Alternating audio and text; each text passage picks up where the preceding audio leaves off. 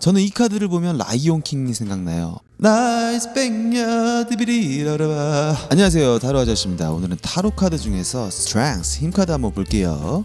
힘 카드는 내면의 강인함을 상징합니다. 자, 카드를 보면은 여리여리해 보이는 여성이 보이시죠? 하지만 사자를 맨손으로 제압하고 있습니다. 거의 뭐 고양이 마냥 다루고 있는데요. 에버랜드의 조련사 누나가 아닌 이상 이런 상황은 상상하기가 힘들겠죠. 네. 그러니까 이 카드는 단순하게 물리적인 힘을 뜻하는 게 아니에요. 우리 내면의 힘, 즉 지혜로움을 말하는 카드죠.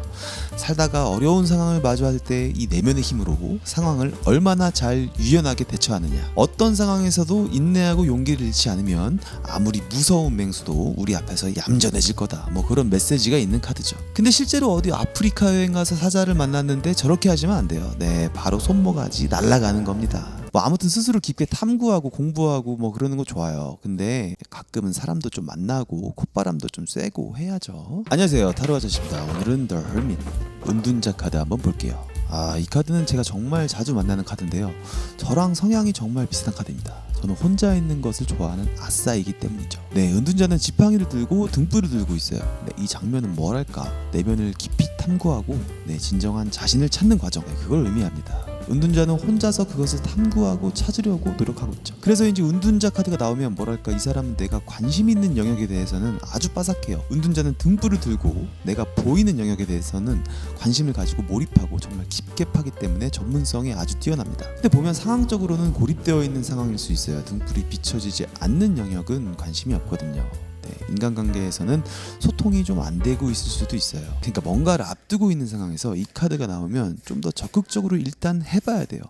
내가 모르는 기회가 일상에서 은근하게 숨어 있을 수도 있으니까요.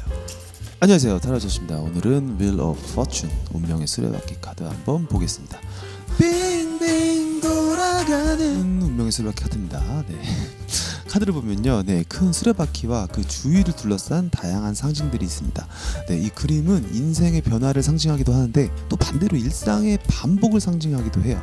저도 이 카드는 조금 어려운데요. 그러니까 이 카드는 좀 복합적으로 봐야 되는 게 우리의 인생에서 일어나는 모든 사건들이 서로 연결되어 있다는 걸 상징하죠. 어떤 사람은 반복되는 수레바퀴에서 기회를 볼 수도 있고, 어떤 사람은 또 이게 주구장창 반복되니까 기회를 그냥 흘려버릴 수도 있다는 거죠. 그러니까 정의 카드는 고민 중인 상황에서 아주 자주 나와요. 정의롭게 모든 일이 해결될 거야, 이게 아니라 정의에 대한 기준과 판단은 이 사람한테 있다 라고 보시면 되겠죠. 안녕하세요, 타로 아저씨입니다. 오늘은 Justice 정의 카드 한번 볼게요. 자, 카드를 보면 아주 그냥 근엄한 표정의 아저씨가 저울과 칼을 들고 있어요. 분위기 살벌합니다. 법원에 가는 건 항상 무서운 일이에요. 정의 카드는 질문에 따라 여러 가지로 해석될 수 있겠는데요. 보통은 상황을 물어보는 질문의 경우 갈등 상황으로 전개될 것을 암시하는 경우가 많습니다. 또한 고민을 물어보는 질문일 경우에는 질문의 주체자가 결정할 수 있는 힘이 있고 기준이 있다는 것을 상징하죠. 예를 들어 지금 썸남과 잘 될까요? 라는 질문을 한다면 관계를 이어나갈지 말지 결정하는 영향력은 썸남한테 있고 썸남의 기준에 따라서 앞으로의 관계가 결정이 난다는 거죠.